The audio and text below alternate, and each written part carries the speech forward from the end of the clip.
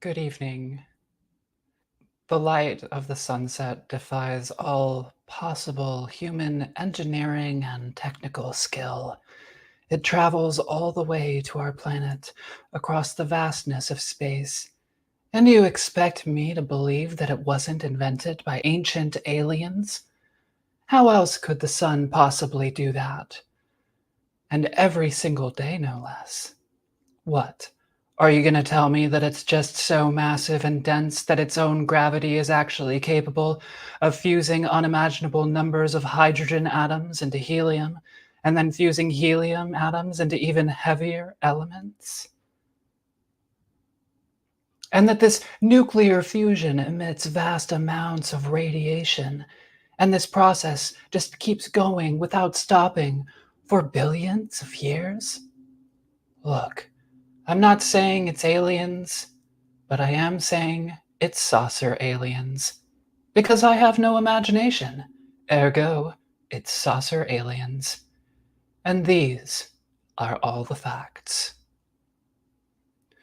Do butterflies ever get abducted to strange realms? Abducted by the wind? And I would really like to get more reports of figures in luminous rectangles on this show, please. Plus, is ATIP even so? Like, what was ATIP again? Pretty sure ATIP's not a thing or whatever. All this and more tonight. I'm Rachel Nelson. Jeff Knox. Luis Cayetano. Welcome to Ufo Sunset. Hello, hello. Do you have anything to say for yourself, Luis? Not really. I mean, I'm pretty proud. Okay. All right, on with the show. And now for the ultra rebrief. So wait, there weren't skinwalkers at the Pentagon? Today, Vicente Juan Ballester Olmos and our own Luis Cayetano published a new extensive piece on the history of the former AWSAP, the Advanced Aerospace Weapons Systems Applications Program, also known by the quote-unquote nickname ATIP. The 74-page study is called On the AWSAP-ATIP Confusion. A link can be found in the episode description, and the study was published for free on academia.edu. The report discusses how a small group of wealthy businessmen, pseudoscientists, and promoters manipulated the U.S. Department of Defense in order to promote pseudoscientific topics within the government. These individuals were associated with Skinwalker Ranch and the former public project to investigate supposed paranormal activity there, the National Institute for Discovery Science. In this new study, the authors used as their central source the 2021 book Skinwalkers at the Pentagon by Dr. James Lakatsky, Colm Kelleher, and George Knapp.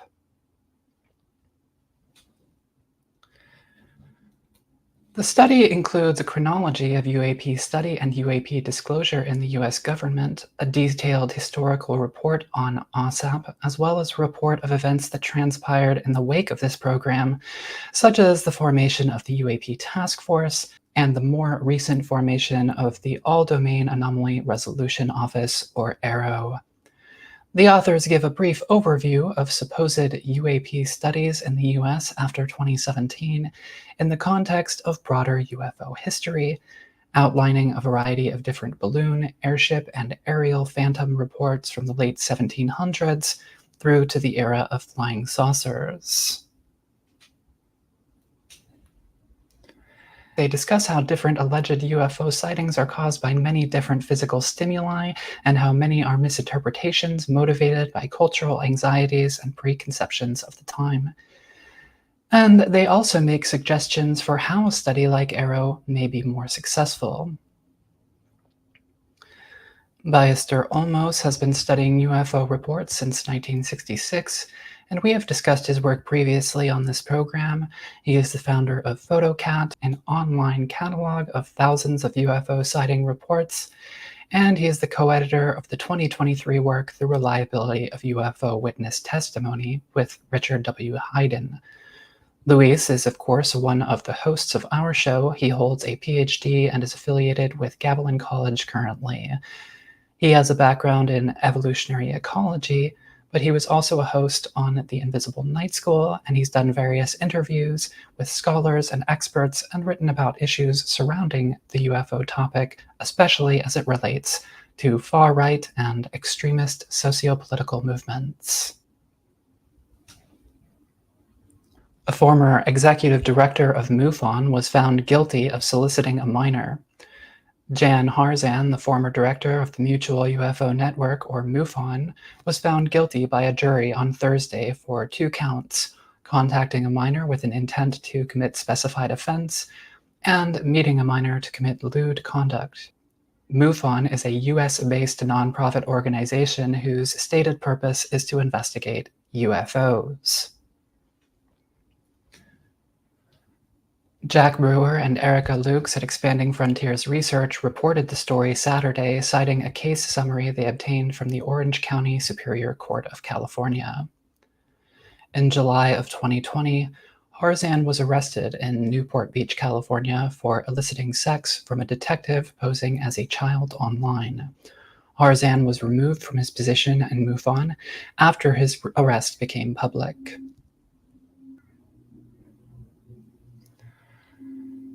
Painted lady butterflies fly from West Africa to South America, a new study finds. A new study published in Nature Communications Tuesday used various methods to find that a small group of painted lady butterflies, Vanessa Cardui, flew all the way to South America from West Africa, after likely being born in Western Europe. The dispersal from Africa to South America was a flight without stopping of 4,200 kilometers, or about 2,600 miles, while the migration from Western Europe would make their total journey 7,000 kilometers, or 4,300 miles. The study was conducted by a team of researchers from various countries, including equal contributing authors Tomasz Suchan from the Polish Academy Tomasz Suchan from the Polish Academy of Science in Krakow, Clement S. Bataille from the University of Ottawa, and Gerard Talavera from Harvard. The study examines a group of butterflies that were sighted and captured in French Guiana on the northeast coast of South America. The butterflies reportedly arrived on a beach after flying vigorously at around 6 a.m. on October 28, 2013. 3 out of 10 of the butterflies were captured alive and used in the study. The researchers project wind patterns backwards from the time and place where the butterflies were found, and find that it was likely these butterflies would have been carried by winds from West Africa. The authors also look at the genetics of the specimens and are able to rule out that these butterflies came from North America, where they are also commonly found. Analysis of pollens on the butterflies' wings find that much of the pollens came from 2 plants endemic to sub-Saharan Africa, the nectar of which the butterflies likely fed on. The authors also examine stable isotope ratios to find that the butterflies were all from the same region and were likely born in Western Europe or else in Northern Africa.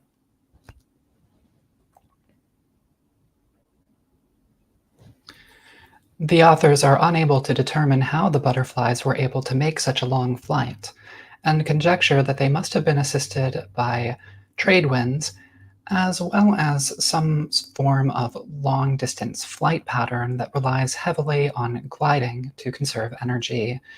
They argue that the butterflies were likely accidentally carried by a, quote, windborne transatlantic dispersal event, unquote. Their flight, the authors said,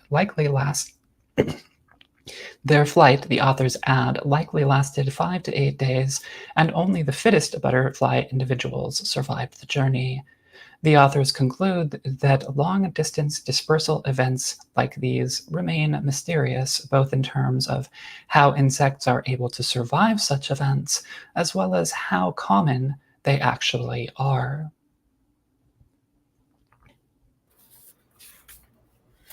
Thank you for that. Thank you for your patience with me. Just knocking stuff off my bookshelf here. What is this? Bob Lazar? The greatest band This is of the Hunt for 90s. the Skinwalker. These are unopened, mint condition. Oh, are those audiobooks? Okay. No, they're the scores from Jeremy Corbell's films that I bought in LA at the Lazar film premiere. From that band Red, Blue, Black, Silver. This is actually pretty good music as far as the scores go. But I never watched those movies. and a presentation on Socorro by Ben Moss and Tony Aguilera that I bought at some point. Anyways, yes, that's a very cool paper. Very cool paper, Louise, that you and almost put out. Yeah, that took a while to write. I think we started that last year, actually, and then it sort of just dragged on forever. But luckily we were able to release it yesterday. Even then, there were a few little things. One of which you actually pointed to, Jeff, about Matthew Cummings being the acting director of the AOIMSG, one of the precursors of Arrow. So thanks for that. Yep. And yeah, you had actually sent me a copy to read, and I actually did read it, and I read it. I had a Texas speech reader read it to me audibly twice, and then I read through some of it, and I meant to take notes and get back to you, and then it just kind of slipped my mind. So I apologize, I never did that. But it's a good paper, and I was reading it again yesterday or the night before whenever it came out. Anyways, yeah. It's already gotten some pushback, incidentally, from Jack Safati. Oh, yeah.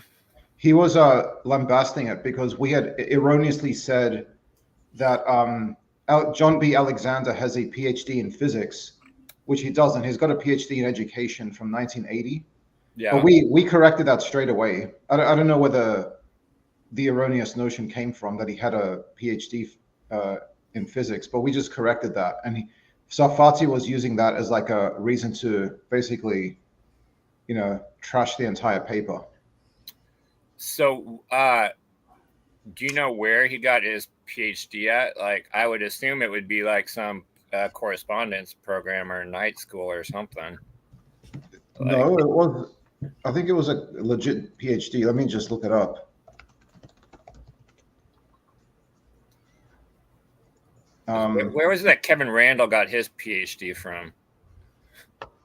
Well, according to Cal Korff, he doesn't actually have one. Yeah, I mean, that's... But John B. Alexander got his from Walden University. Okay, cool. That's a private for-profit online university in Minneapolis, Minnesota. I don't know anything about that. For some reason, we'd said he had a PhD in physics. Maybe we conflated his interest in physics, and then we saw on his book it says PhD, and then we just sort of put those together. But I don't remember why we said that at the beginning. But anyway, that was a minor mistake that we made. Safati, by the way, for those who don't know, he was he's got at Cornell. I think he's a PhD from Cornell in physics, and he talks a lot about UFOs. But he believes that he's being contacted by a UFO from the future. He's so certain that he's got the physics right. Safati's a weird character, a very strange guy that has a notorious mailing list that, once you're on it, he never lets you off of it. Yeah. And he's mentioned in that book by, what's that guy's name? David Kaiser, how the hippies took over physics, as being part of, one of those groups of people, in California in the 70s but I guess there's a lot of question as to how involved he actually was, like how much work it came from him. And yeah, he's an interesting dude. Interesting guy, sure. My mic is just stretching out my shirt. I just want to point that out. Lampshade that in there. Yeah. Luis, was my story, did it have any inaccuracies? No, except I wouldn't just say that they're pseudoscientists. I mean, they've done some actual science, but I think that their interests overlap a lot with pseudoscientific and kind of paranormal interests. And so like whenever they're in that mode or that, interest area, they kind of, to put it politely, they risk doing pseudoscience. That's Yeah. something. But I mean, wouldn't you say that like NIDS was entirely a pseudoscientific endeavor, though? Yeah, pretty much. Yeah, because it came in with a paranormal expectation. The people who were gathered for it were basically, they all believed in this stuff.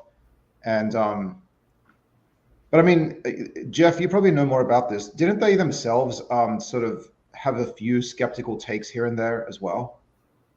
Yeah, absolutely. I mean, like NIDS, for example, and John Alexander, the Corso book, they put out a thing saying that was basically garbage, that like these technology developments, came from actual people over history, not from alien spacecraft. So there are cases where they did come out and say, like, yeah, this is nonsense, this is bunk, but they did, also, embrace a lot of kind of goofy stuff. That's the kind of problem with scientists, is that like just because you have a PhD or a scientist doesn't like exclude you from having beliefs and things.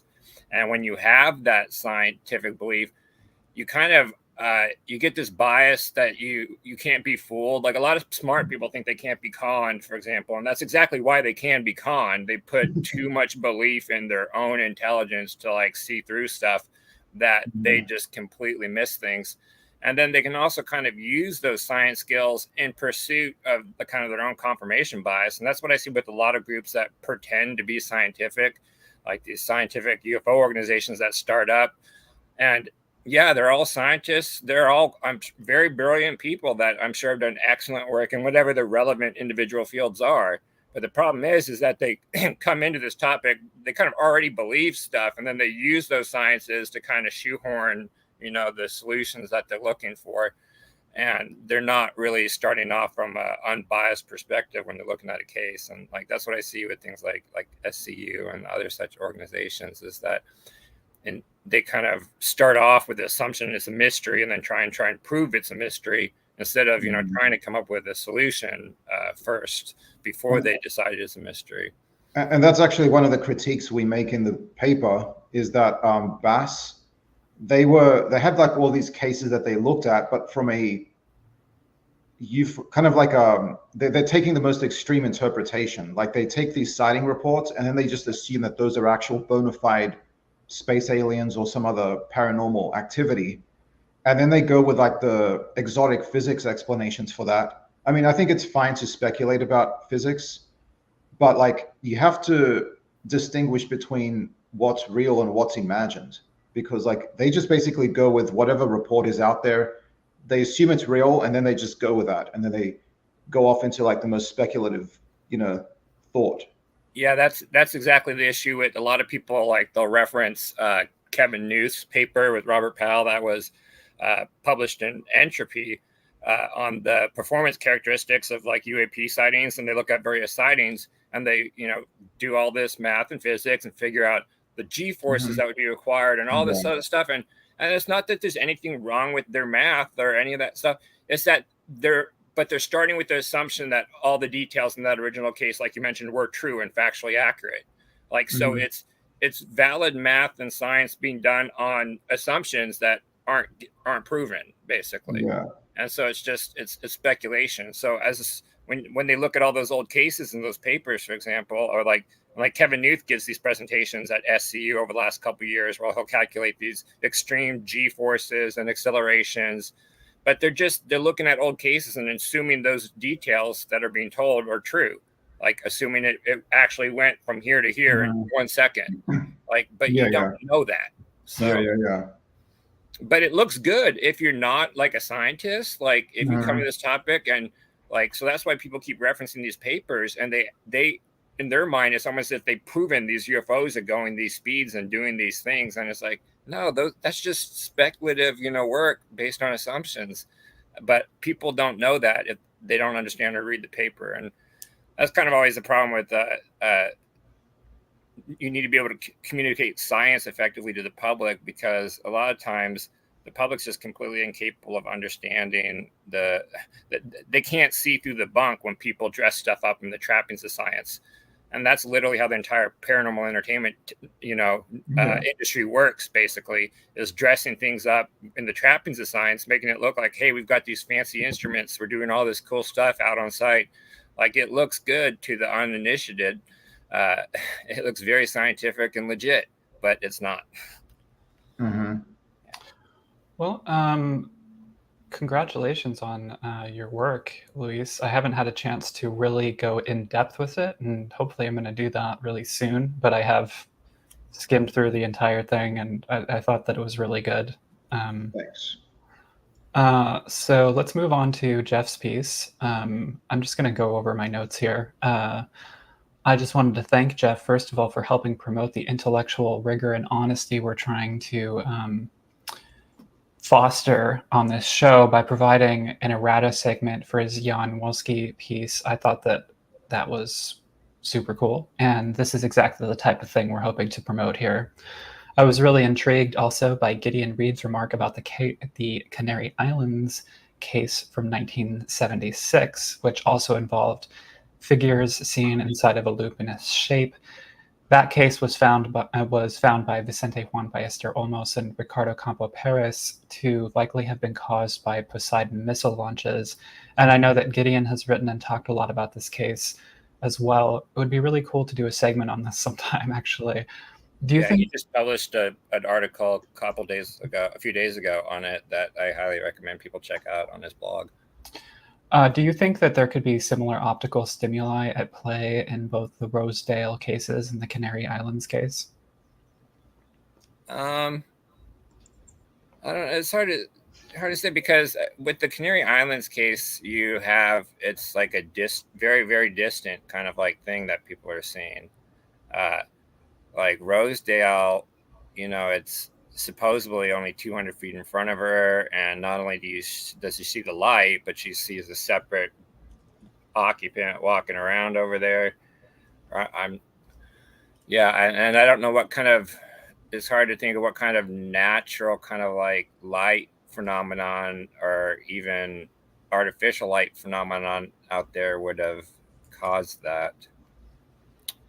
Yeah, it's weird. I did find, or I was watching a show and kind of found another case that involved a box. Only it was a red box instead of like a white bright light. It was just like an intense red light box.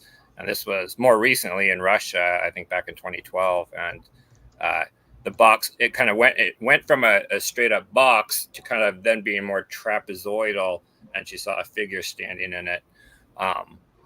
And had I had time, I would have whipped up a slide and put it up. But so there's a few other cases I'm coming across, and some other cases that sort of sound similar, at least in that they sort of just initially see like a bright light or like a box, and they see figures in it.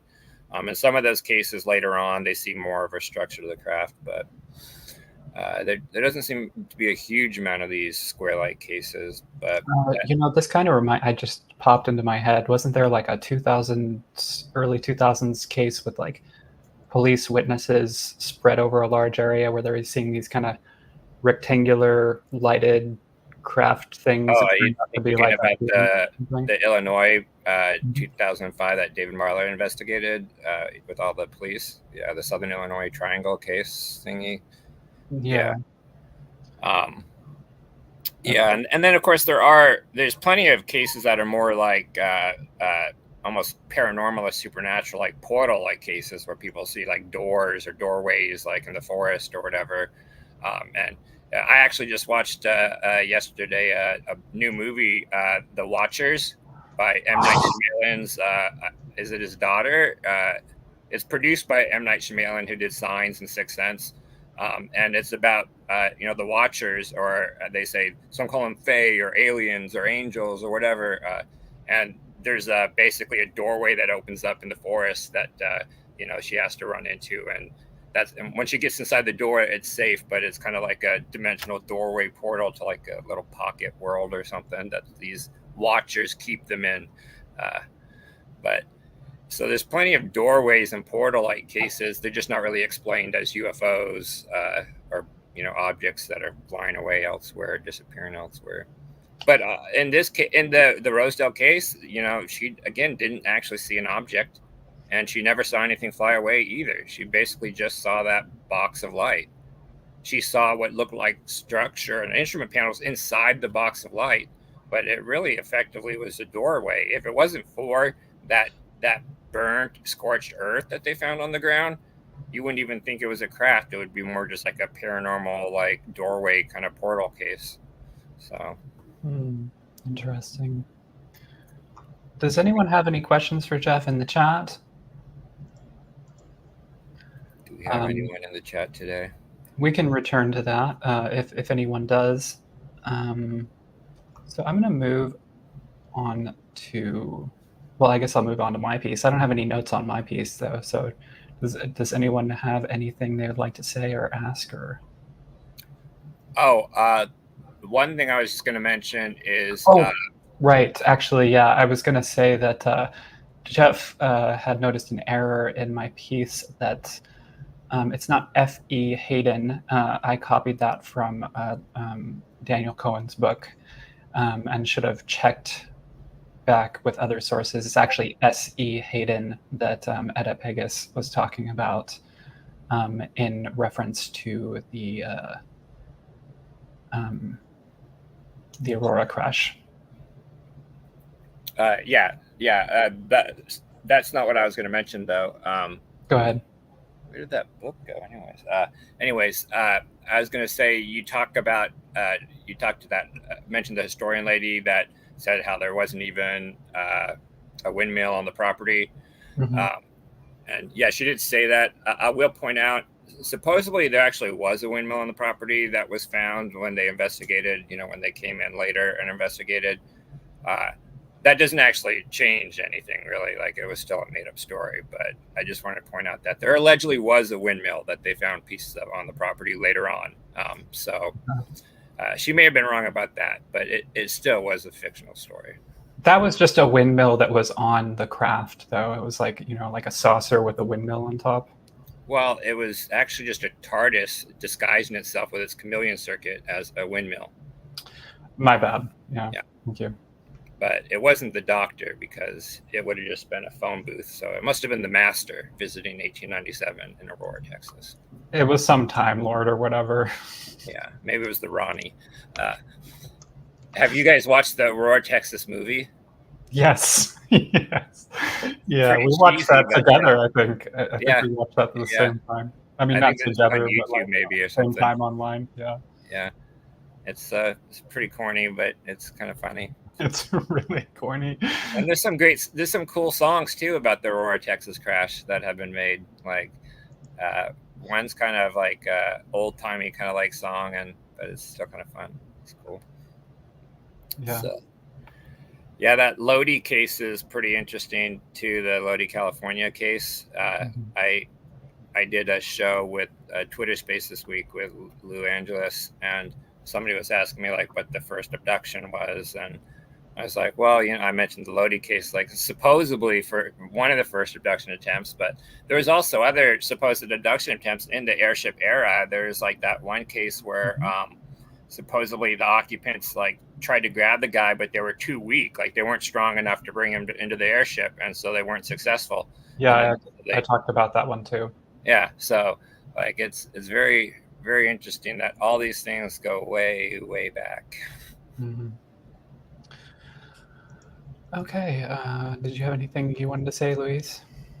Mm-mm. Okay. I have some notes on your piece, and I'm just going to go through them really quick. First of all, I feel for For listeners out there, I think it's really important to emphasize that China is like, it's not really China overall that Luis is concerned with, and I think this is pretty clear, but more the Chinese Communist Party. Luis is, of course, not anti all things China, like anti-Chinese culture or anti-Chinese people. He's only against China's oppressive ruling party.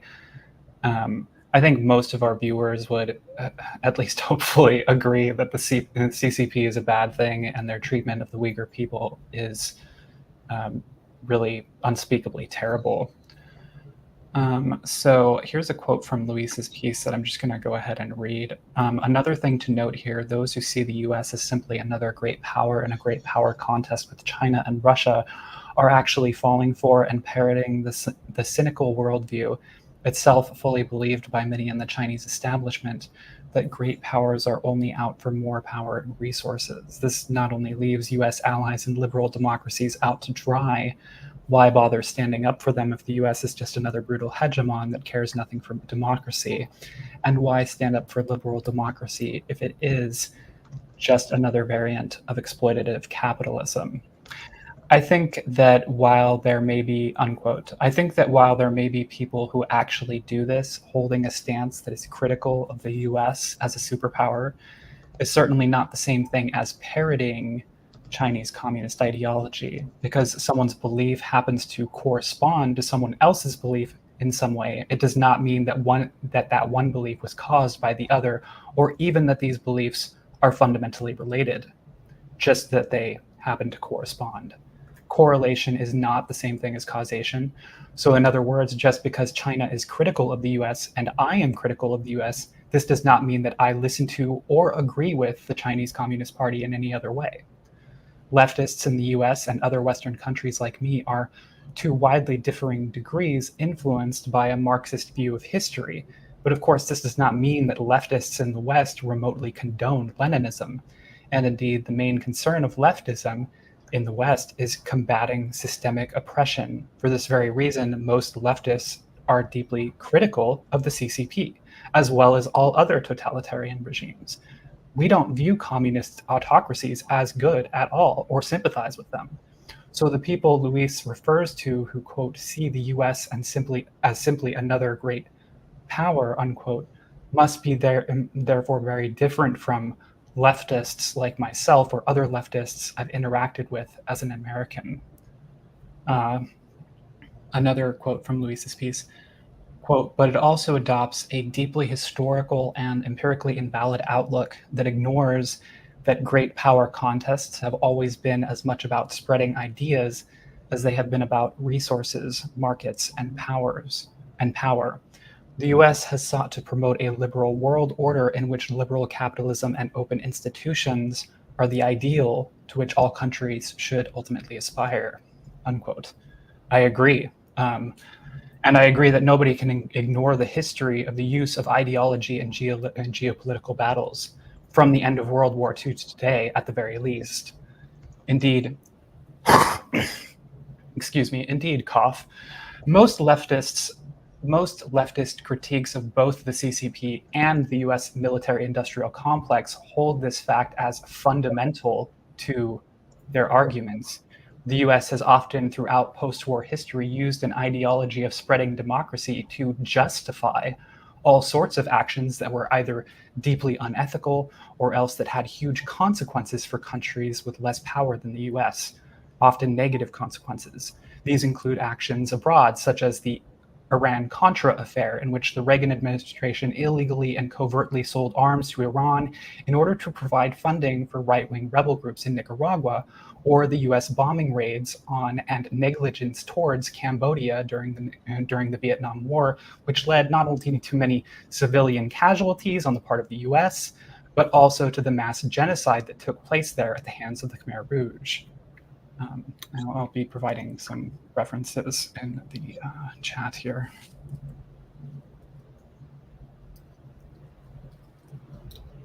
The US has also perpetrated crimes against its own citizens firmly on the basis of protecting freedom and democracy. This includes McCarthyism, when there was an active campaign in the US government to root out citizens with communist beliefs. This led to many people being falsely accused of being communist, which of course is not itself even a crime, and also led to many people losing their jobs. COINTELPRO, a covert operation perpetrated by the FBI, actively spied on political dissidents on the justification that they threaten American freedom. These included many counterculture activists like Abby Hoffman, and it also included Black activists like members of the Black Panther Party, whose goal was to strengthen and support Black communities while protecting them against active racism. It also included spying on other Black activists like Martin Luther King Jr., as well as feminists. MKUltra, a clandestine foray into pseudoscience by the CIA, was promulgated by a Korean War fear that China had mastered the ability to supposedly brainwash people. It led to the unethical treatment of American and Canadian citizens, as well as the death of Frank Olson, which was very likely a deliberate assassination by the CIA. I didn't include a reference there, but that point actually comes from the Errol Morris miniseries Wormwood, which is specifically about the death of Frank Olson.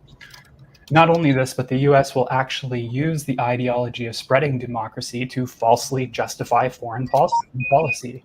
In his video essay Hypernormalization, Adam Curtis describes how the Reagan administration used Muammar Gaddafi as a figurehead and misrepresented his role in the Arab world as a part of a PR campaign just to justify their actions and the US actions overseas.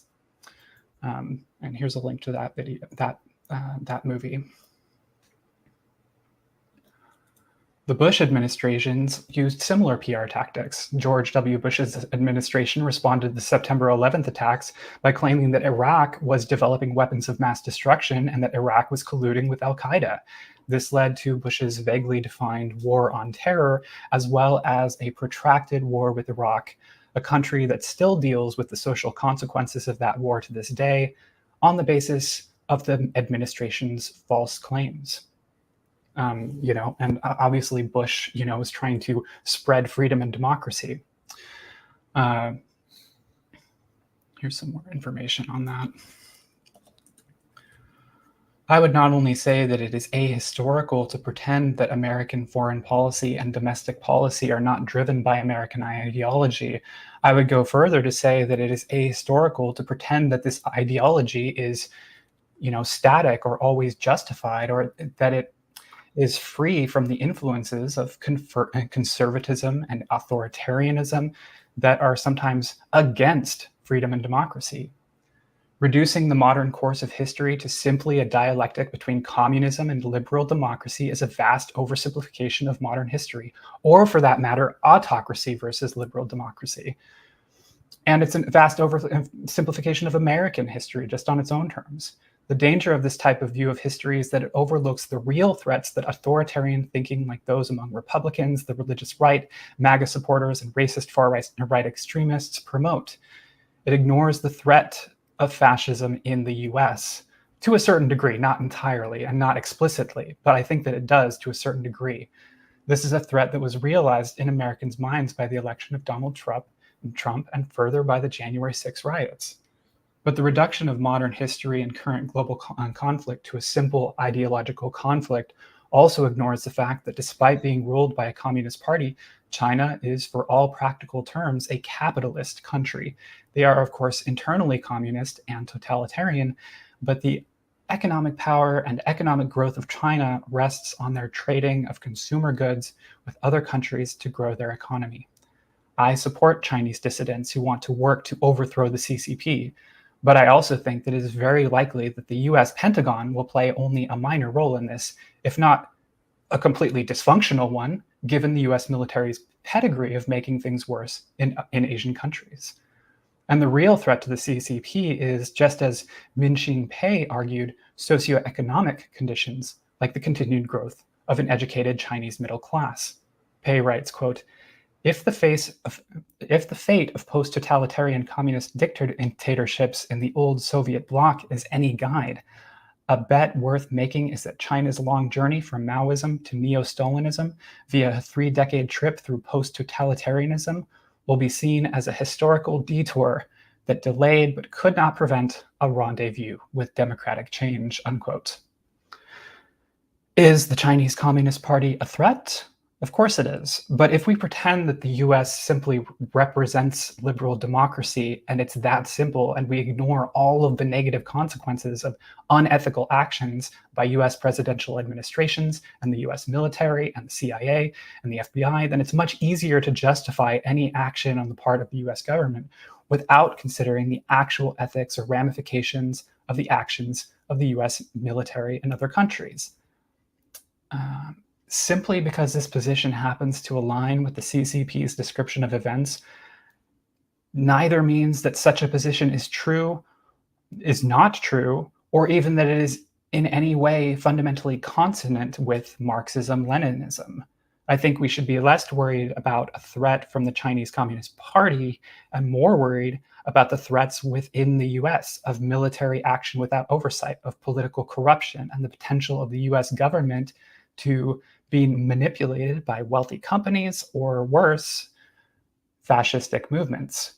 Because after all, the ultimate goal of Chinese psychological warfare is to promote autocracy in liberal countries, right?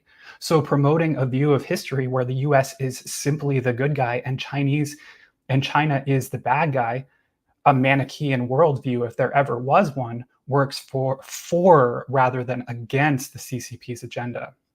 So those are my, not trying to be mean or anything or start an argument, but that's my 2 cents.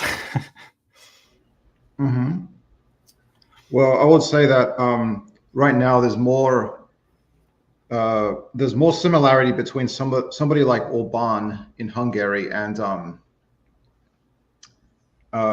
supposedly he called himself a sort of conservative or an anti-communist, but I think that in some ways there's more overlap between him and Xi Jinping. And so, the authoritarian versus liberal divide, it's kind of a bit weird these days because you've got a lot of overlap between sort of, even like Elon Musk, right? Quintessential so-called libertarian entrepreneur. He uses Twitter as basically a platform to amplify Russian propaganda, or at least that's the effect, and Chinese propaganda as well. Some people don't even see the contradiction in that. So these days, that dichotomy is a little bit stranger than it used to be. But I was really speaking in broad contour when I was talking about the US being overall a force for good, at least in comparison to China. Not trying to say that the US is simply the good guy, but that if you look at it in relative terms, the US does at least promote a social system, liberal democracy, that is undoubtedly a huge advance in the history of civilization. And I think it's naive to deny that. Like just the rights which are available to people in liberal democracies are pretty much unprecedented in human history. Now, that doesn't excuse US crimes, but it still might put them into perspective. So, like the US during the Cold War, it was in a kind of, the other guy is trying to like blink, seeing who blinks first, that sort of thing. And in that sort of contest, it wasn't always clear like that you could just let the other guy get away with something. So that was sort of the backdrop for why the US supported all these nasty anti-communist regimes during the Cold War. And to an extent does that as well today. The other thing was China is capitalist. I mean, you said that China is communist internally. It's got a Marxist-Leninist structure. Even if they don't believe in this stuff, they've still got a Marxist-Leninist apparatus. Right. And, but China, go ahead. Its growth has been thanks to capitalism. So like we can't simultaneously say that capitalism is the problem here when the very thing that's allowed China to get out of its backwater status, like which it was in 1970s, when the warming of relations happened between China and America. How do we reconcile that, saying that capitalism is the problem and then acknowledging that it is a communist state and a communist regime? Well, because right, capitalism is not an internal system. Like capitalism isn't about like it's not like capitalism is just any exchange of money. China is a capitalist country in the sense that its economy depends entirely on capitalist trade, basically. I mean, not entirely necessarily. State capitalism is what they call it. Yeah, exactly. It's just it's capitalism, but with a communist government, basically. So and I think there's this kind of tension between internal governance and global and international politics too, right? So when America is being a liberal democracy internally, that's very, very different. In fact, it's often just the complete opposite of America trying to promote liberal democracy in other countries. Because in terms of, like what does a liberal democracy do? They provide, a voice and social welfare and all of these things to their citizens to make sure that all of the citizens are being given, a fair stake and that their rights are being protected, that kind of thing. But in terms of spreading liberal democracy, historically, what that meant is basically fighting other countries and doing like covert actions in other countries and things like that, which I'd argue that's more Chicago school style neoliberalism than just standard liberal democracy. I mean, yeah, I'm not even talking in economic terms, but that's the thing too, is that a liberal democracy in No, I'm talking about how they go into other countries. That was Chicago school. Oh, I don't know. I'm sorry. Like the Chile, like coup in Chile, you mean? Yeah. Oh, okay. Mm-hmm. Well, The Shock Doctrine by Naomi Klein, and the documentary goes into a lot of that. For sure, the U.S. has often placed capitalism ahead of democracy. Absolutely. But disaster capitalism. By this, on the other hand, you mentioned wars and covert operations. Those were done against Nazi Germany during World War II through the Office of Strategic Services, the predecessor of the CIA. And the U.S. did provide huge support to the countries fighting against the Nazis. And the effect of that ultimately was that Western Europe, at least, which was not under Soviet control, was, it was mostly liberal democracies there. Yeah, well, I think that really what my question or what my main concern is how do we stop war from happening and how do we stop oppression from happening in the future? Like, I think that's really what everyone's main political goals should be, right? That we should prevent any kind of war, that there shouldn't be a conflict in Israel or Palestine, or that there shouldn't be these geopolitical conflicts between superpowers. I don't think that it's the ideological beliefs about how a country is run that governs these conflicts or that is going to stop these conflicts in any way. It's really going to be, some, I don't know, but I don't think that yeah, sure, liberal democracy is good in terms of what it does for the people within its country. It's not perfect, but it's like you said, it's a massive improvement on some other types of political systems. But sorry. What about?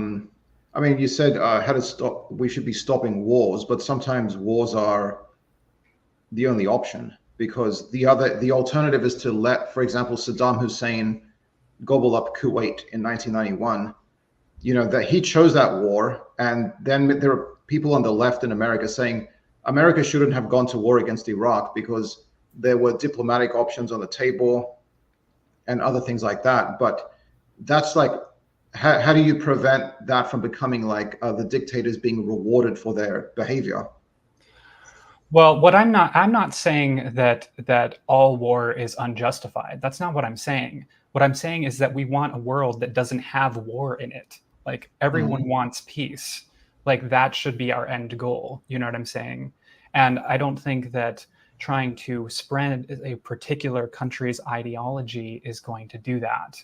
right? I mean, yeah, sure. Obviously, if all the countries in the world were liberal democracies, everyone would have a much better time. They would have a higher standard of living, and there would probably be less wars. But the U.S. vying for power, is the U.S. vying for power, whether or not it has an ideology behind it, and the question is really, how do we make the U.S.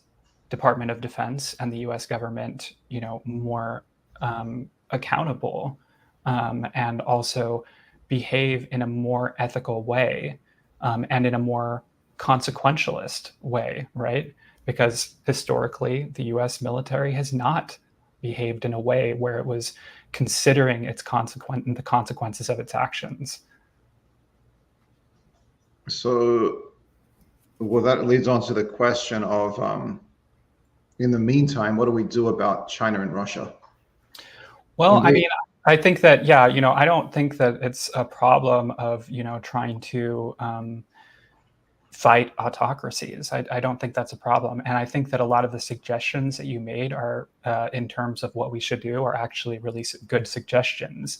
But I'm still also extremely skeptical of the Pentagon and allying with the Pentagon, because the Pentagon historically has done really shady stuff, and they often operate without a lot of oversight. I mean, this whole, the skinwalker at the Pentagon thing that your paper deals with has a lot to do with that. Like, you basically had these people from the public sphere manipulating people within the Pentagon, behind closed doors, right? And that's how all that stuff took place.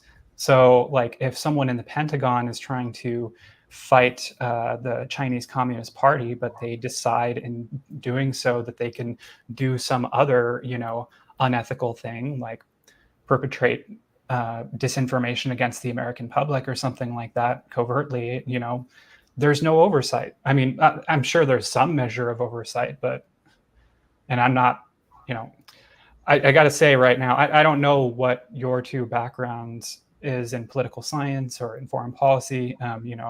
It sounds like, Luis, you have a very intelligent and nuanced take on all of this, and you think a lot about it. I'm not an expert on the topic, but these are my opinions and beliefs, that kind of thing. Lampshade. Jeff? Yeah, I mean, I just would say that those are all nice goals and ideals to have. I think many people have strived for that forever. Like, most people don't want war. They would like peace. They'd like prosperity. They'd like all these things. But the fact of the matter is that, like, we'll always have them. There will always be geopolitical conflict. There will always be war between nations. There will always be war and conflict internally. Like, there will always be these issues. And the issue I see is that a lot of these people, they like to call out what they see as the problem, whether they're blaming like capitalism for climate change, which makes zero sense, or liberal democracy for all the world's problems, or whatever. They don't actually have any solutions to change things. And I think a lot of these people fail to understand the kind of complex world we live in, and would like to live in this kind of like nice, happy world, and think that we should get there, but it's just not practically like going to happen. I don't know. I'm not really a political guy. Like, I don't really follow politics all that much. And like I said, to be honest, I didn't even know that they were having a debate this week until it was already over, and I have not watched it. That's how little I care about politics. But yeah, I'm not good at following politics either. Yeah, I think I just want to say that, the leftist position, again, is really about fighting oppression.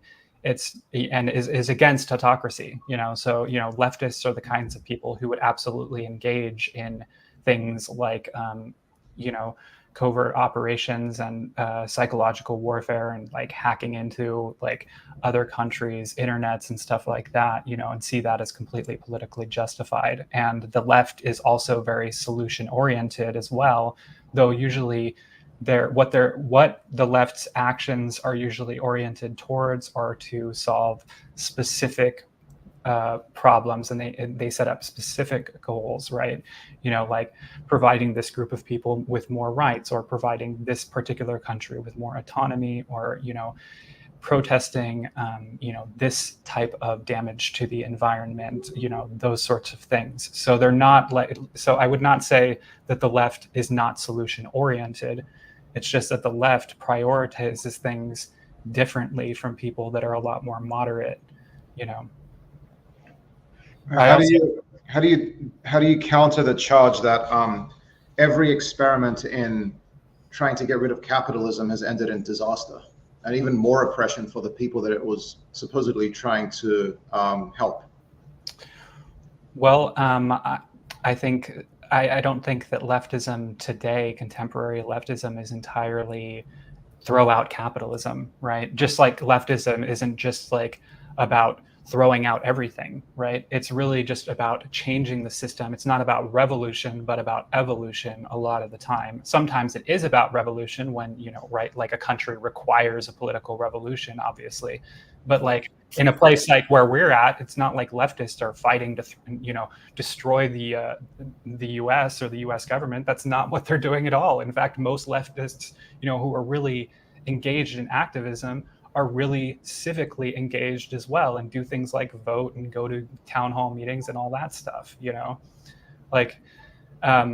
so the left is against capitalism in the same way that the left is against war, where we have these really broad historical goals of being like, how do we live in a world that is peaceful? How do we live in a world where the oppression of capitalism no longer exists? Not just like, oh, let's just throw it all away, right? Let's just forget about it, And I want to correct, when I said anarchy in the last Ufos Chat episode, that I wasn't talking about anarchism, and I'm really sorry that I said that way, because I'm not entirely against anarchism per se. I don't think that there will ever be like an anarchist country or whatever. I'm not sure if that's like feasible, but I do think that anarchism in political action has its uses, right? And a thing that I would add too is that the left has a long history of actually producing positive results. The left was very involved in labor unions in the early 20th century, in feminism, in the Black civil rights movement, right? And a lot of these different social movements that actually yielded results, like adding amendments to the Constitution, or the passage of the Americans with Disabilities Act, right? Those are coming from the left, those kinds of products in culture, and those are positive. Those are good things. And those, if people didn't do stuff like that in America, if there weren't leftist dissidents in America, we would be living in a much more kind of repressive, Victorian-looking type of culture, Probably, yeah. I agree with you on that. But I am always, I'm wary of like extremism on both sides, because as I say in my Twitter profile, I'm anti-communist, but also anti-fascist. And I think there are limits to. I think that's like where we really agree on, is that we're both very anti-fascist. And for me, the fear is what kinds of tendencies in the US could lead to a successful fascist or autocratic movement, right? Sorry, Go ahead. I didn't mean to interrupt you. I think Jeff wanted to say something, maybe. No, I was just going to mention that I actually just saw like a meme about this yesterday, about how I think it was under a Greta Thunberg post or something, where someone was talking about how awful the world is now, or like they saw a homeless person on the street, living on a bench, and how it wasn't like this 100 years ago, before all these, and they were basically trying to blame it on the left, is why, like, the standard of living is supposedly crap. And so this person posted a meme of like literally families living in shacks in America, you know, in like the 1930s and 40s, you know, tar paper shacks and, you know, and extreme poverty and stuff. Is like, really, you want to go back to this before, you know, some of the policies that started to be implemented about 100 years ago?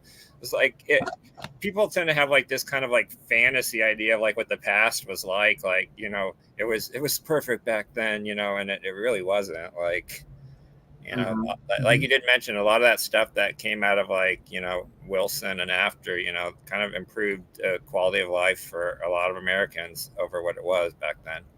And I'm all for like there's no doubt the U.S. government's done a lot of horrible things, and I'm absolutely for more accountability, and I'm for more regulation on a lot of stuff. And I don't think getting rid of capitalism is really like a feasible kind of like idea that will ever take place. I do, like I said, I'm absolutely for more regulation. Like, I think just like unrelenting capitalism where we just let billionaires collect all the wealth and where all the rest of us, you know, are poor is not cool. So I'm for more regulation, but I don't see other solutions for a lot of this stuff.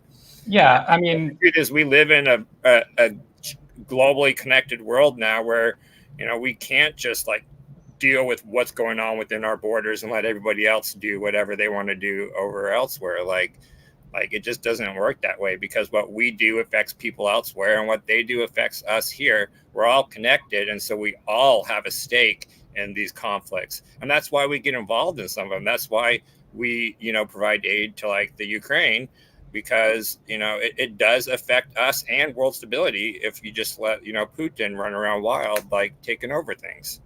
And so, you know, the fact is like, this is a big world now. There's a lot more people on it, and we're all connected.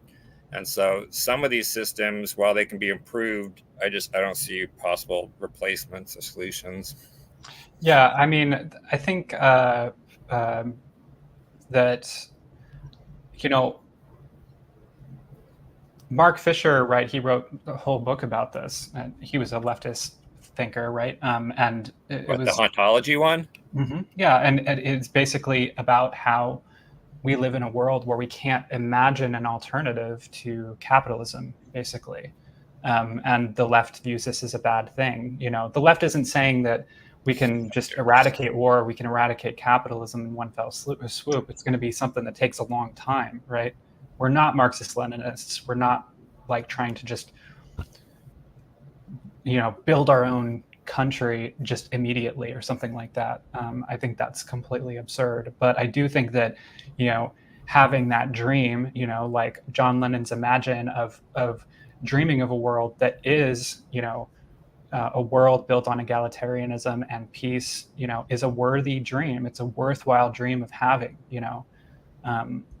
And like, if there's an end to history, like, you know, Francis Fukuyama talks about, you know, I think in a leftist vision of history, the end of history is something like that, where everyone has the same rights and freedoms in the world and the same opportunities and the same, you know, resources. And couldn't this get like, I did do a talk on this show about the nuclear rockets, you know, nuclear thermal rockets, and how, I forget the author's name, but he was talking about how, in his view, he thinks that these are necessary for long-term deep space exploration and colonization, and that this may actually have a huge benefit on humanity because it could relieve tensions on Earth, and it could also foster a type of cosmological or cosmic worldview among people. I mean, previously you said, Rachel, that you don't think space is that important, but couldn't it be seen as important in terms of like everybody sees themselves as part of a, you know, little dot, the blue, you know, Carl Sagan's pale blue dot, right? Yeah. That's a cosmic perspective. And Neil deGrasse Tyson has also mentioned this. The free Martian Republic. Yes, well, I think that absolutely that science and space science too. Like, I'm not totally anti-space science, but I'm just, you know, think that space science should, just like any other kind of science or technology development in the world, should really be focused on how to be more green and how to be sustainable, and really, really be prioritizing that. But I do think that absolutely leveraging space science to create bridges across cultures, across countries, across ideologies, I think that's a wonderful project, actually, and that there could absolutely be stuff like that in the future. And so, like, I'm not anti-space science, right? I just think that, the kinds of, I don't think we should be prioritizing STEM. I think we should be prioritizing, I mean, we should, but a different kind of STEM, right? A STEM that is prioritizing the sciences that are really, really critical, but are also really, really immature, like psychology, sociology, anthropology, and but also prioritizing more, of course, biology and ecology as well, because those are super important right now. I think that stuff is more important than space science. So that whole piece about the dusky seaside sparrow wasn't really a reflection on the modern state of things, but it was really just a historical piece about what happened in NASA's past. And I think I should have made that more clear, and I think that I made an error in not doing that. Because really what I wanted to do was make a piece about the dusky seaside sparrow and emphasize just how important the dusky seaside sparrow is as a population of living beings, and how those are just gone forever, right? Because of this prioritization of this like American exceptionalist dream of going to the moon and stuff. And I think that that whole project within NASA and the US government at that time period was a little bit misguided. I think that going to the moon per se was a good thing, because it was a Cold War contest with a lot of prestige hanging on it. But I don't think that necessarily, I mean, I would have liked NASA to keep going after, what was it, Apollo 17. But I mean, I can understand critiques of that, other more pressing social concerns. But I think that the moon mission, the moonshot per se, was legitimate.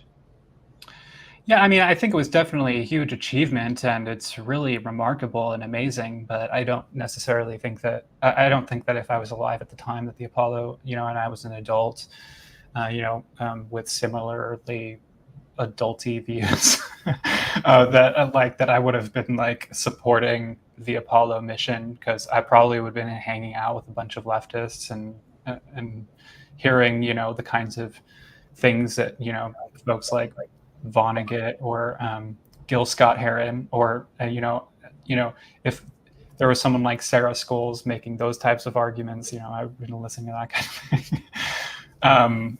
But yeah, no, I think that this idea of having this contest of showing who is technologically superior was very. I think that it was a big PR thing, and it isn't really an accurate representation of science or a positive representation of science. I think a much better and more useful one is like when, for example, when Einstein was trying to demonstrate his theories and was working with scientists in other countries to make these observations of gravitational lensing or something like that. Which required the space program and NASA being able to go up there to confirm. This was before NASA, though. I'm talking about like but not ultimately confirmed until we were able to go up there and put up probes and actually make real measurements. Right, but the example that I'm using here is really about the historical and cultural perception of science, and the utility of it, I guess, because so. I think a much more useful way to portray science publicly is science as building bridges across cultures and people working together despite political divides, as opposed to science as being a competition. Right. I would argue the space program is one of the most internationally collaborative programs out there. It's one of the only programs where we actually work with a lot of people we usually consider enemies. I mean, that's a good point. But at the same rate, though, NASA's space program during the Cold War was very much about Cold War politics. And the space race was a space race. That's what it was, right? It was a space race between the US and the USSR, and it was very much about a competition between two global superpowers vying for power, and it was all about engaging the public. But thank goodness it wasn't the Soviets who won that campaign. Right, but they wouldn't have anyway, right? Do you think if the Soviets weren't doing it, we would have just not even wanted to go to space, though? I think we would have. No, I think that we would have. Yeah, I think we would have. And there's no doubt we used that politically. It was kind of like a standoff and a competition, but I still think we would have done it anyways. But even if we hadn't, I think the PR aspect is a legitimate aspect. I mean, the US was competing against a totalitarian ideology. So like, even if it wasn't just about science and it was a geopolitical contest, I think that's completely fine. Science doesn't just have to be about discovery. It can also be about serving the needs of a society or a state. I mean, it's been argued we bankrupted the Soviet Union and caused its collapse because of that, which would be a net positive, even if that's all that happened. I don't think the U.S. actually caused the collapse of the USSR. We expedited it. Yeah. We what? We expedited that. Well, yeah, but I don't think that we caused it, though. I think the USSR caused that themselves, right? Because they just had an economy. Yeah. I mean, ultimately, you're responsible for like they wouldn't have won the space race because they wouldn't have been capable of doing so. And I think that my problem with it is not only does this competition, this competitive way of looking at science, globally competitive between two different superpowers, sort of emphasize a component of conflict, right? Because a competition is a conflict, and this wasn't a friendly competition. It wasn't a game. It was part of the Cold War, right? And it doesn't emphasize what we should really be prioritizing, which is peace and people not being faced with the threat of, of violence, right? But how do you do that in Ukraine, for example? I mean, Putin's the one who chose war, not peace. The West, there are voices in America, including on the political right, by the way, who say that we should just have peace. Like Marjorie Taylor Greene says, we should just have peace in Ukraine. Yeah, which just translates into slavery. Yeah, I don't know her perspective. I mean, I support Ukraine, and I do not support Russia in Ukraine at all. I don't support Putin at all. I think that we should just make that really clear. Like, Putin's just terrible, like he's straight from the KGB. Like what he's doing, and to a certain extent, what China is doing, right? I mean, maybe even to similar extents, is they're just continuing this Cold War Manichaeism, like you were talking about, right?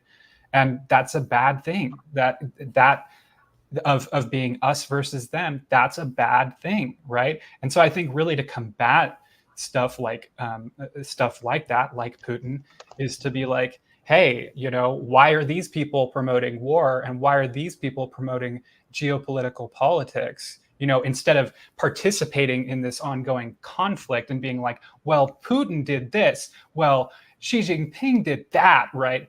Oh, what did China do in response to America being kind to them? They did this. We need to stop being adversarial because diplomats don't do that, right? Because they know that that's bad diplomacy, because it increases conflict. It escalates conflict. But so does showing weakness. I mean, the reason that Putin invaded is because he perceived the West to be weak on Ukraine. Yeah, I mean, that's the thing, though. That's part of Putin's ideology, and that's part of his PR, right? That's part of, yes, America shouldn't be weak, but also America lowering itself to petty squabbles about geopolitics is showing weakness. It's showing a weakness of being unable to stick to our values. So, but now you're saying that we do have values. Well, I mean, I have values. Yeah, absolutely. Everybody has values. I'm not saying, I've made this very clear, and I've underlined it multiple times. I'm not denying the existence of ideology or saying that ideology is all bad, right? I just think that we should be clear about, what the ideology is, what it's doing, where it's coming from, and separate ideology from fact, right? Because, saying that my ideology, when I say things like that, the US is a hegemon and China says that the US is a hegemon, that doesn't mean that I agree with China. It just means that that point in particular, I believe to be true, even though China said it, right? And yeah, I mean, I think that we should have values. It's just, I think that there's ideologies of values that the US will promote and do so deliberately as a PR campaign, sometimes to manipulate the American public, you know, like what the Bush and what the second Bush administration did, right? But my point is, with Putin, for example, or China, you know, expand the general point to Taiwan, and yeah, and I support Taiwan. I support Taiwan's independence. I think that they should be acknowledged by the UN. Right, but like my point is, what is the practical way to deal with these autocrats when they see weakness as an invitation to attack, and they're going to use American military presence as an excuse to be aggressive anyway in their own PR? So what's the practical way to defend Ukraine or Taiwan? I mean, look, you know, I think that because we can have these debates all day here in the safety of America, but like they're the ones facing the danger. Yeah, and you know, I mean, yeah, I think that I would want Taiwan, and I would want. I'm sorry, what was the other thing that you mentioned? You said Taiwan and something else. Ukraine. Oh, Ukraine. I'm sorry. Okay, yeah, no, I think that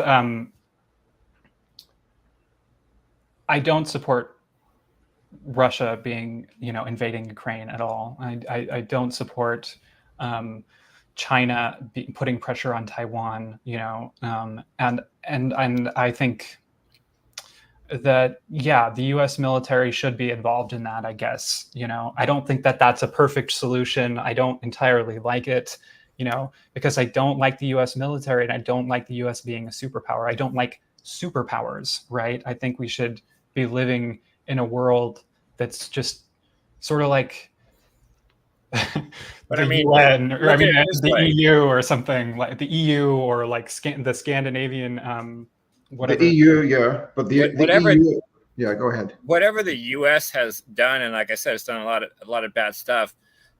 Can you imagine what the world would be like if US wasn't a superpower, though? Like, I can't. The fact that we're a superpower has held a lot of other crazy people at bay. Yeah, right. But the thing is, we can't really imagine that kind of scenario. I mean, we can, you know, but it would be very speculative, because the fact of the matter is, I don't know how never it would be if you understand psychology and history. And please, you know, Jeff, let me finish. I'm sorry. Now, the thing is that we've never had that kind of historical circumstance. You know, when I was reading through the articles that Luis cited, I really liked the fact that they were really relying on empirical evidence, you know, to a certain extent. And, you know, what Pei's article, I think it was Pei's article, was really nice about. What was really nice about Pei's article was that Pei was really focused on looking at historical examples of being like, hey, you know, China is really different from other countries that, you know, in the past were autocracies and then became democracies, because China is like, I can't remember the exact points that Pei outlined, but basically China is historically very different. And that's the thing, is that we don't live in a world where World War II ended with the Axis winning. So we have no idea what would have happened, because nothing like that has ever happened, you know, like never. Like we like global history began in the past like 200 years, basically. I mean, like truly global, where we have like world wars and world conflicts and stuff like that. Like, so yeah, but yeah, I understand what you mean. But what about a world in which the US chose not to get involved in World War II?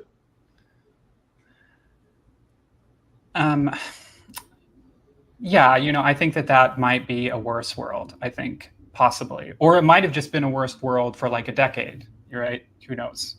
Because maybe I what if think the we wouldn't have had a Nazis choice. like I came think to Japan would power? have made the West Coast, and we wouldn't have had an option to stay out of the war once they started hitting the West Coast. Yeah. So, Just in terms of the war, yeah, we would have been fighting it on on U.S. land. But I think, you know, Americans, Canadians, people went over to fight the war long before we officially entered it as well. Like there's a lot of people willing to fight in World War II even before America officially joined the war. yeah. Well, no, and I think Simon Fly, you really raise a good point. And I think, okay, it's okay to be pragmatic and also to acknowledge these tensions, right?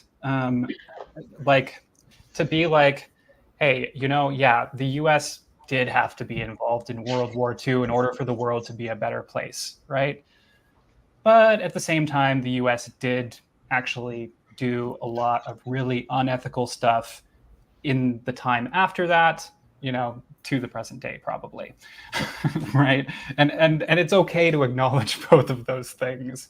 And also, I think that leftism is at root a pragmatic thing. It's not just about dreams. Like I said earlier, leftists tend to focus on specific goals in activism, right?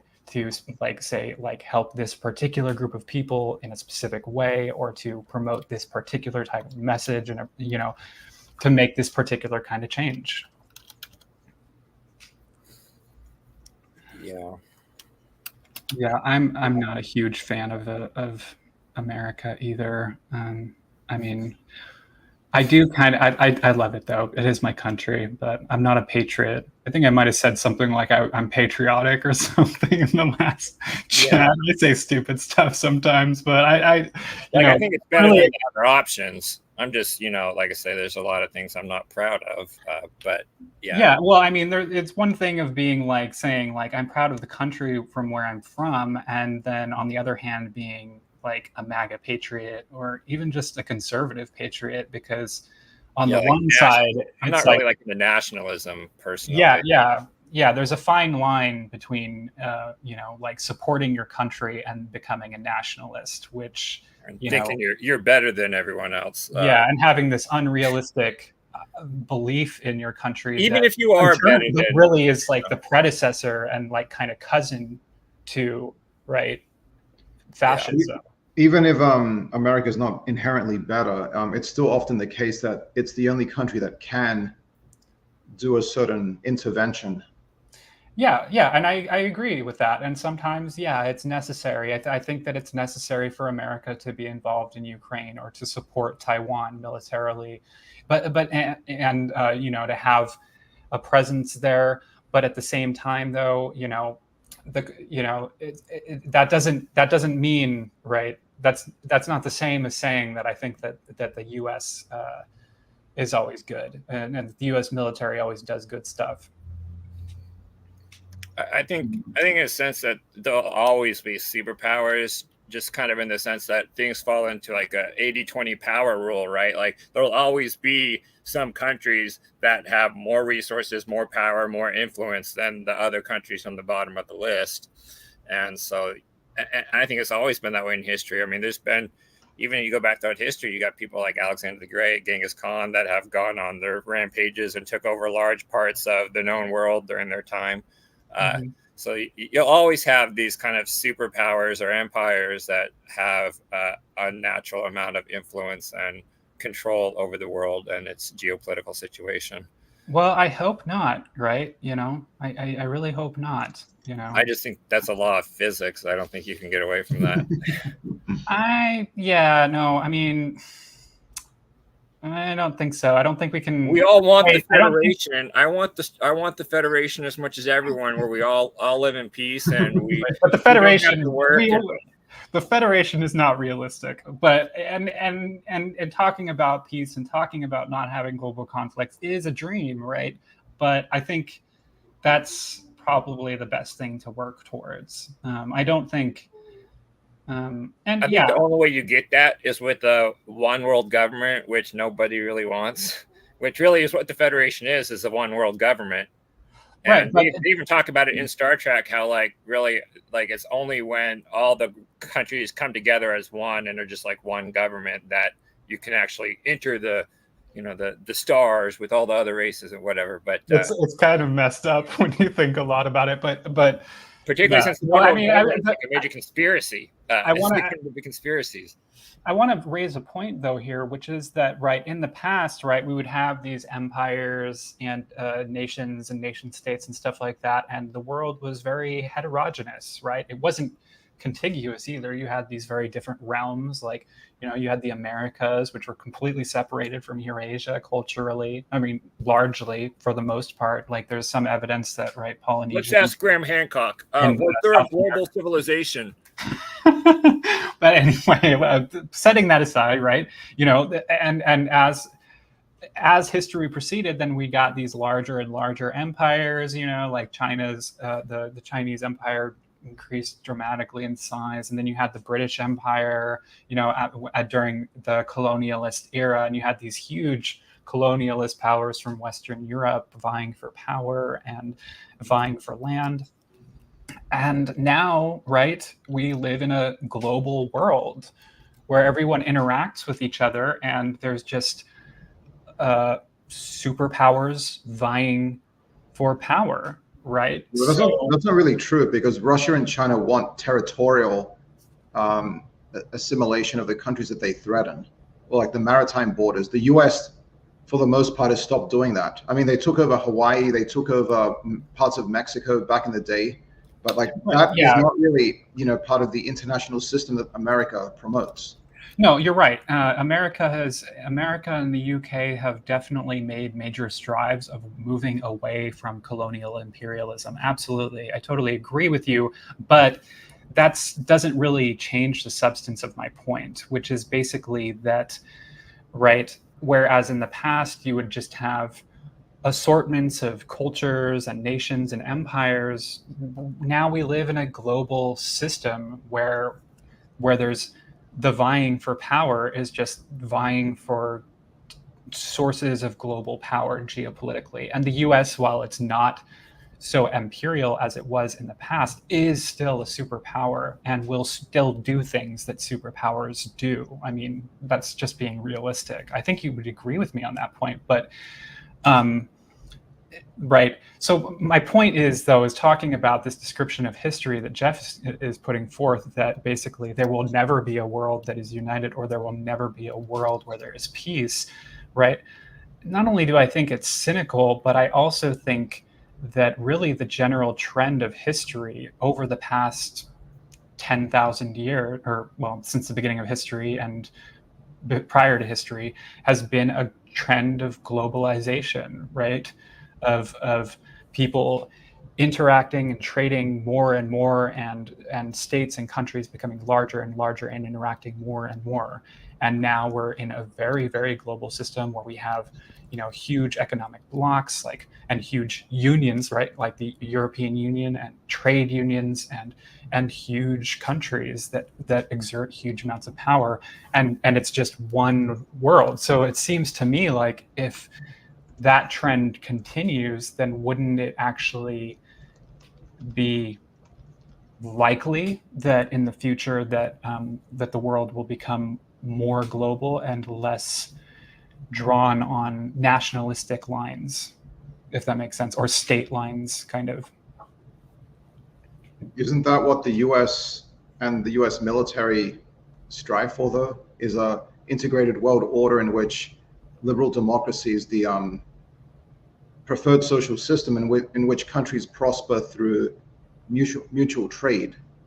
That's why we lambast, you know, countries that violate that by trying to throw their weight around, like Russia and Ukraine, because, you know, we're stronger, so we're going to take you over. That's a violation of that globalized system. But it seems like you're saying that the globalization has led to more imperialism. I'm not really clear on what you are. No, what I'm saying is that the world has gotten smaller, basically.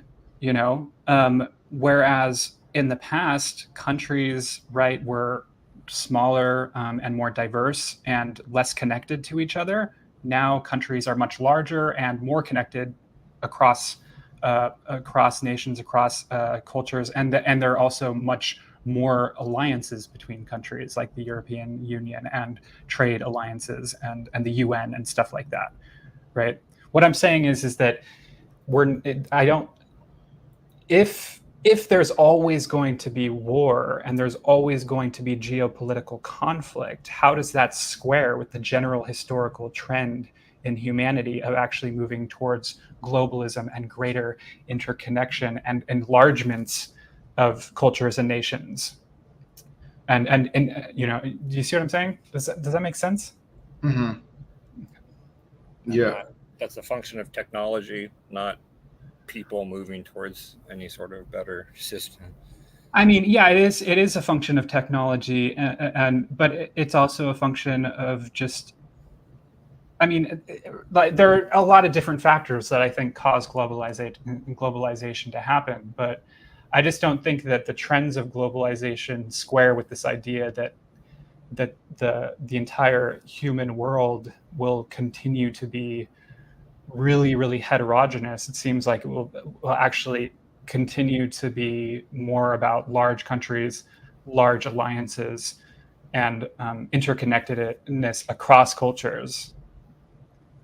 Like, so I guess what I'm saying is that, right, we used to just have petty conflicts between nation states and countries. Now we're living in a period where we have global conflicts between superpowers, but eventually that's going to be replaced with something else, for good or for bad. Battles with the Galactic Federation and the Sirens. I was just going to mention, I think I mentioned this just briefly at the end of the last show, this guy who had this theory, and it comes from dependency theory. And this guy, Emmanuel Wallerstein, is who I was talking about, and his world systems theory, and how he breaks down, instead of like I was talking about the ideas of like third world countries, you know, developing nations, stuff like that. He breaks it down into like systems where there's basically, and he says his theory explains the rise and fall of all states, all income inequality, social unrest, imperialism. And he breaks the world down into core countries, semi-periphery countries, and then periphery countries. And basically kind of all stuff almost flows upwards, right? Like you've got the core countries that need these resources and these other countries. And sometimes there's countries that are a little bit larger and they'll control regional areas, let's say like Africa, for example. And then you got your periphery countries that really get almost nothing out of the system. They're just basically feeding stuff out. They depend on other countries for everything, their food, everything else, because all they're doing is exporting their own natural resources and not really producing anything internally. And he breaks it down to those kind of categories, which I thought was interesting. Apparently it's a kind of a Marxist expansion of dependency theory, but yeah, and now watch China trying to make everyone dependent on them. Yeah, I mean, the core country, it doesn't matter if it's a liberal democracy or a Marxist-Leninist state. Mm-hmm. This is really not a critique you can level against liberal democracy, because everyone else is doing it as well.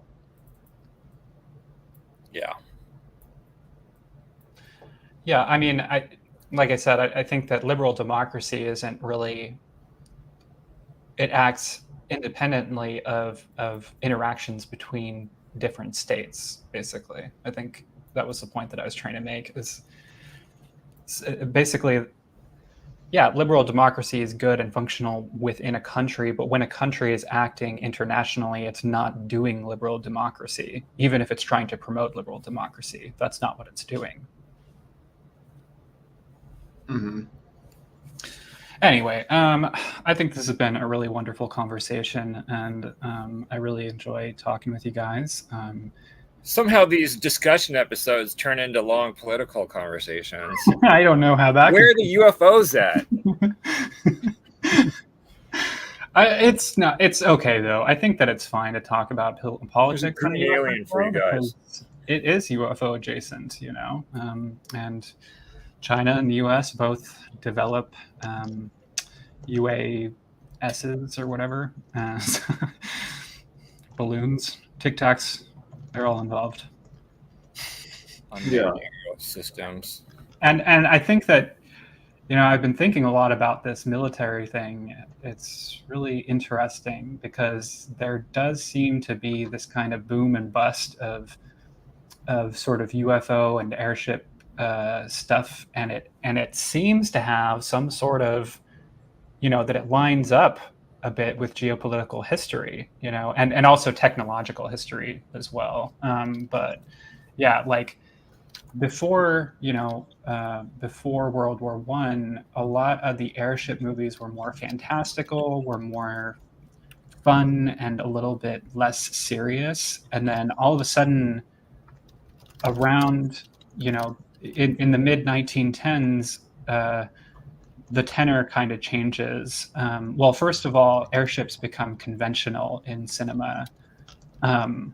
But I also think they become a lot less prominent as a feature of a movie that's fantastical or whimsical, unless it's in like cartoons. And there's like this gap, right, in aerial phantom waves, approximately from like, I want to say like 1920 to 1930 or something like, or 1933, right? Sort of it kind of lines up with the interwar period. You know what I mean? So I would say that the phantom plane waves of the 30s also lines up with really massive aeronautical development. When we were starting to really develop these planes. Yeah, we had planes in World War One, pretty relatively simple, like planes. Like the 30s was particularly in Europe, an area of huge airplane development, and particularly where a lot of these waves were being seen.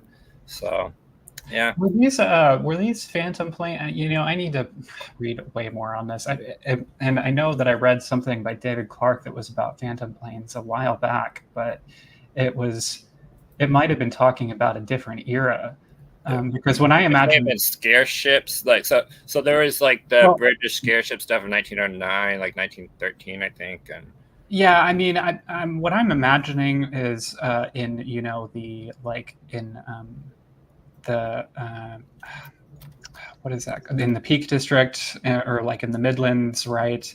That people were seeing like really old planes. Didn't something like that happen? And was that something that was happening in the 30s, or was that something that only happened more like in the later 20th century, like 50s, 60s, 70s kind of thing? I think that was more, in the 30s and stuff like that. Yeah. So it was it feels almost like it was like, whereas like some phantom airship scares are more about anxieties and fears of like invasions from Russia or from Germany. Some of them are more like maybe anxieties that are like ghosts of World War One. It's been argued that Nuremberg case, the old Nuremberg woodcut, there's different theories. One is that it was sundogs that they saw and they were just kind of illustrating that.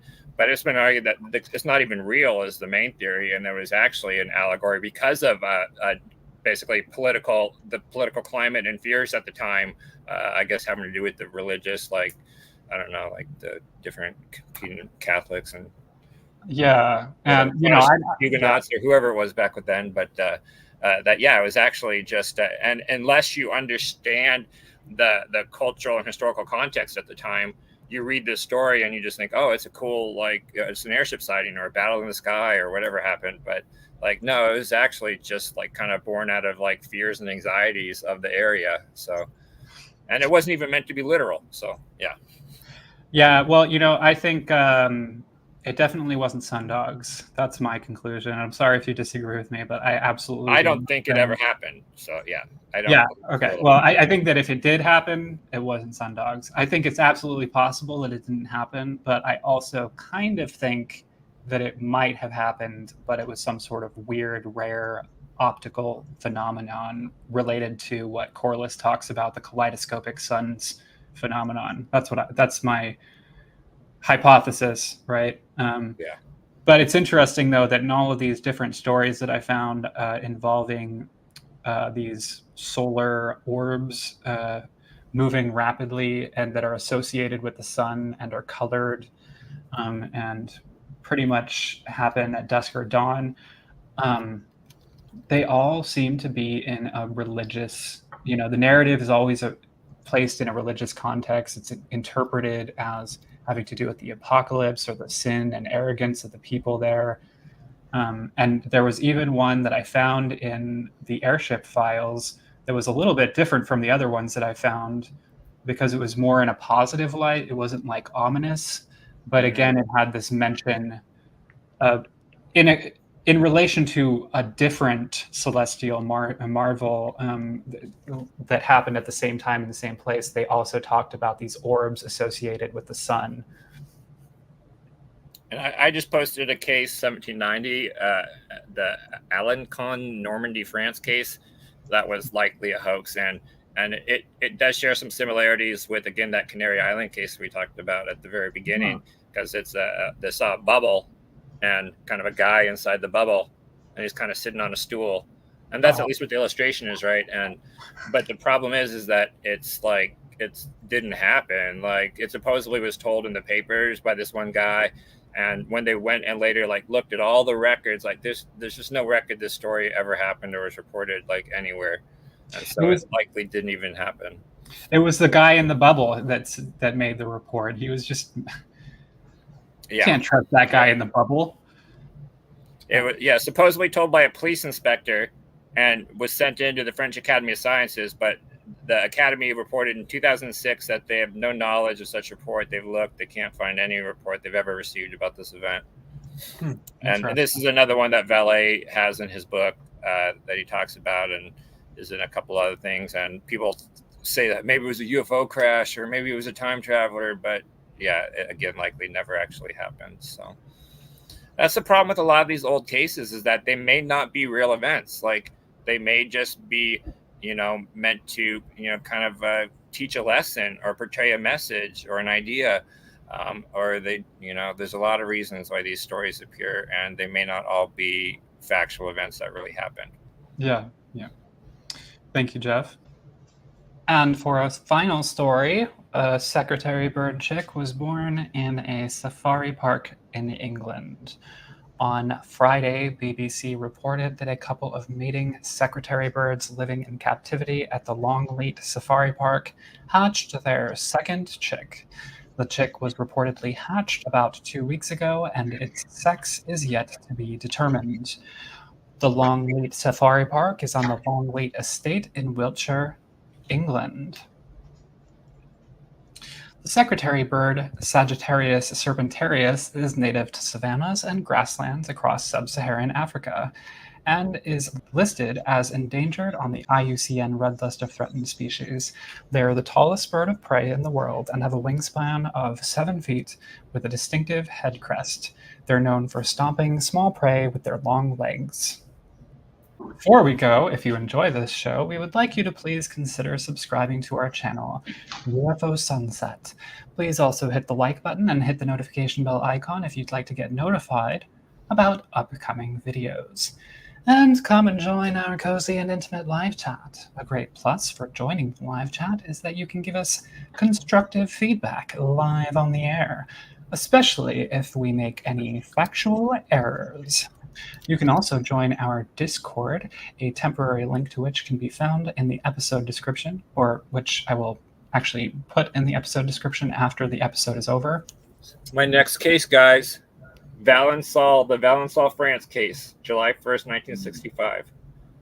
So I'll be posting that tonight, and that'll be next week. So Valençol, awesome. Yeah. I think I have 2 or 3 copies of that comic too. I've got duplicates.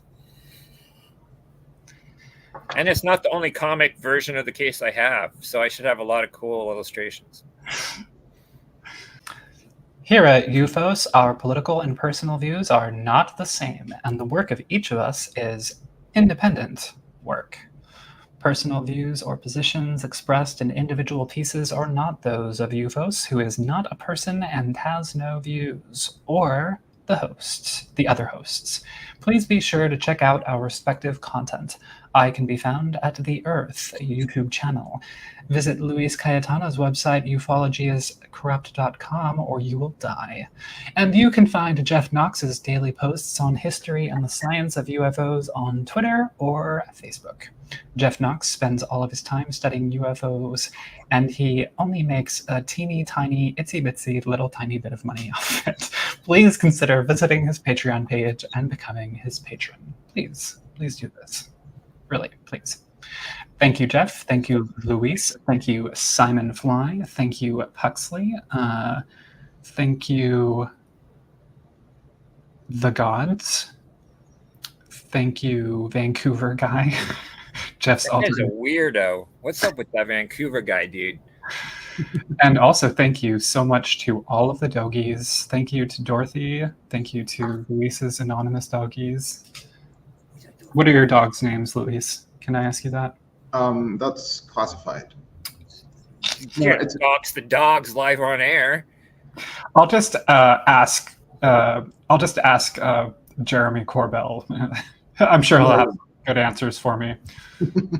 I'll ask Richard Doty. He'll give me like a list of 25 names. Doty. In the words of the disc, here come the men in black. They're just trying to get our attention.